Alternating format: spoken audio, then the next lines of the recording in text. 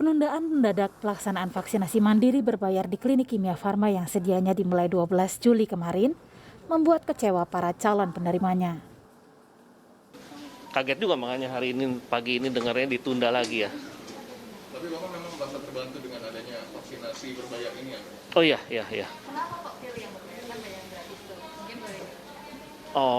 Mungkin jadi tidak usah antri ya, bisa langsung datang bayar selesai begitu. Jadi tidak perlu registrasi, penunggu lagi kemudian baru vaksinnya. Menghindari kerumunan. Iya betul. Baru saya tahu tadi pagi kalau saya datang ke sini kan ditunda. Jadi kita harus sabar kayaknya ya. Oke, baik. Harapannya kira-kira lebih cepat lebih baik untuk kemudian diberikan vaksinasi kepada WNA atau bagaimana? Ya saya pikir semua harus bisa ada akses ke vaksinnya, WNI walaupun WNA juga. Jadi secepatnya sebaiknya ya.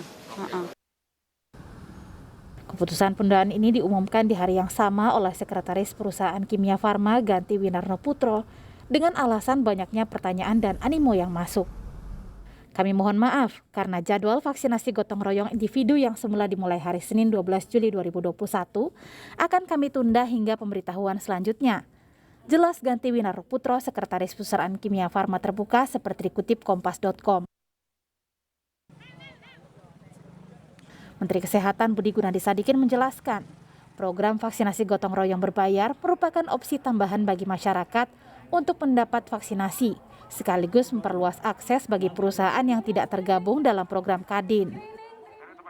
Bahwa vaksin gotong royong ini merupakan opsi. Jadi apakah masyarakat bisa mengambil atau tidak, prinsipnya pemerintah membuka opsi yang luas bagi masyarakat yang ingin mengambil vaksin gotong royong baik melalui perusahaan maupun melalui individu. Kenapa diperluas melalui individu? Karena banyak pengusaha yang melakukan kegiatannya dan belum bisa mendapatkan akses melalui program vaksin gotong royongnya Kadin. Jadi ada beberapa misalnya perusahaan-perusahaan pribadi atau perusahaan-perusahaan kecil itu juga mereka mau mendapatkan akses ke vaksin gotong royong tetapi belum bisa masuk melalui programnya Kadin, itu dibuka. Jenis vaksin yang digunakan dalam skema vaksinasi berbayar ini adalah vaksin Sinopharm. Harga satu dosisnya ditetapkan Rp321.660, ditambah biaya jasa pelayanan maksimal Rp117.910. Artinya setiap orang harus membayar sekitar Rp879.140 untuk 2 dosis vaksinasi. Namun, Dewan Pakar Ikatan Ahli Kesehatan Masyarakat Indonesia Hermawan Saputra menegaskan, cakupan vaksinasi berbayar ini tak berdampak untuk mempercepat kekebalan kelompok. Juga tak sesuai dengan prinsip keadilan dalam pelayanan kesehatan masyarakat. Kalau kita akhirnya dilepas ke orang per orang, swasta memberikan layanan vaksinasi, orang bisa datang dari mana saja dengan bawa duit, maka disinilah prinsip ketidakadilan akan terjadi dan pada akhirnya menginginkan herd immunity sesungguhnya akan menjadi ancaman terhadap imunitas kelompok itu sendiri. Ekonom senior dari Universitas Indonesia Faisal Basri juga menilai, wacana vaksinasi berbayar di tengah stok vaksin yang terbatas sama saja dengan membuka peluang komersialisasi hak publik yang tidak seharusnya dilakukan oleh negara. Sepanjang pasokannya masih terbatas, niscaya kalau ada pengecualian itu akan memengaruhi jatah orang lain. Jadi namanya bukan public goods lagi, namanya privatisasi public goods. Itu sebetulnya ya. Jadi diprivatisasi. Perusahaan farmasi itu untung besar di era pandemi ini. Sepantasnya Kimia Farma kalau punya kemampuan untuk memvaksin, mengintegrasikan dalam vaksin gratis itu sebagai public goods gitu. Oh ternyata kita mampu. Oh Kimia Farma nambah kapasitas untuk mempercepat herd immunity. Kan jadi untuk mempercepat herd immunity, Kimia Farma diintegrasikan dalam sistem itu. Ya. Masa Kimia Farma jualan? Kekhawatiran soal komersialisasi vaksin ini sempat mengemuka sejak awal kebijakan vaksinasi gotong royong bergulir di awal tahun dan sempat dibahas dalam program ROSI 28 Januari 2021 lalu.